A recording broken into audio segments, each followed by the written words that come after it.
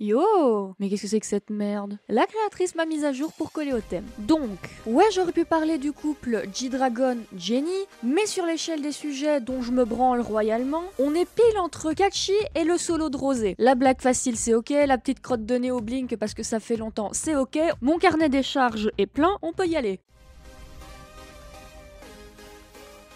Si vous suivez l'actu coréenne, vous n'êtes pas sans savoir que les champions attitrés du harcèlement en règle ont encore fait parler d'eux dû à une vague d'accusations visant essentiellement les célébrités sportives et artistiques. Mais ici, on parlera plus précisément « Dégage, c'est mon tour !» Hakpok, loin d'être une insulte que l'on pouvait entendre dans les tranchées de 14-18, Hakpok est l'abréviation de Haksenpogil, qui se traduit littéralement par violence scolaire. Le harcèlement scolaire est un problème majeur dans une société où la compétitivité est le fondement même des mentalités. Selon le ministère de l'Éducation coréenne, le nombre d'élèves victimes de harcèlement était passé d'environ 37 000 en 2017 à 60 000 en 2019. Pourquoi une telle augmentation en 2 ans? Eh bien, il pourrait y avoir 2 raisons essentielles à cela, à savoir le système coréen lui-même et le système juridique.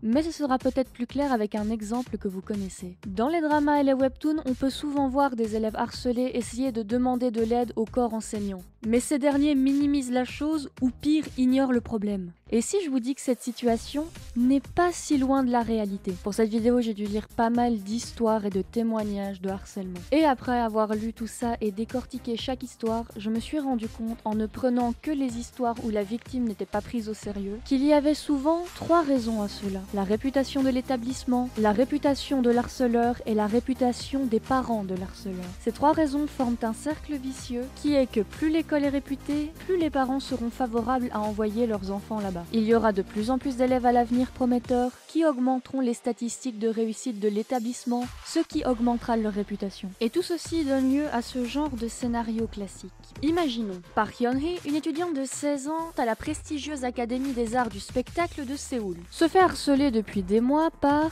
Yo Yeon, brillante élève de sa classe qui vient de débuter sa carrière d'idole. Un matin, Hyun-hee décide d'en parler à son professeur principal, mais ce dernier lui rétorque qu'il serait dommage de mettre en péril l'avenir prometteur de Yeon, ainsi que la réputation de l'académie pour des blagues puériles d'adolescentes. Surtout que les parents de cette dernière sont de généreux donateurs. Avoue, t'as pensé à 2 ou 3 dramas là. Comme quoi, si tu veux un bon scénario de drama, pas besoin d'être créatif, inspire-toi simplement de la vraie vie. Maintenant, partons du principe que Hyun-hee est pris au sérieux et que Yeon se retrouve face aux conséquences de ses actes. En ce qui concerne l'école, il y a 2 possibilités. Les cas de violence non sévères, où il n'y aura aucune trace dans son dossier, et les cas de violence sévère, où à ce moment-là, ces actes seront supprimés de son dossier 2 ans après l'obtention de son diplôme. Et cela, même si après les événements, elle est transférée ou renvoyée. Mais le principe de violence sévère et non sévère est très flou. Qu'est-ce qui est considéré comme non sévère et où est la limite pour passer à du sévère?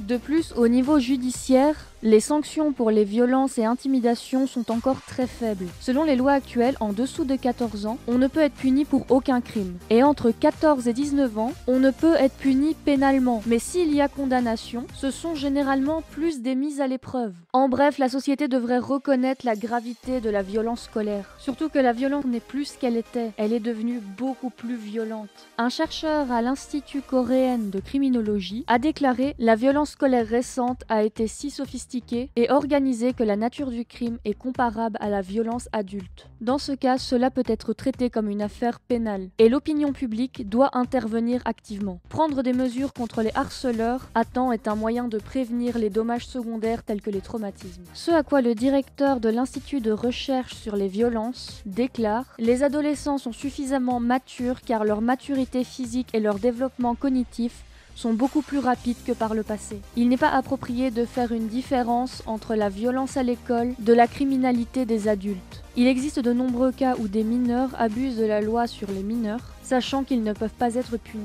Et maintenant que vous savez tout ça, je vous laisse vous faire votre propre avis.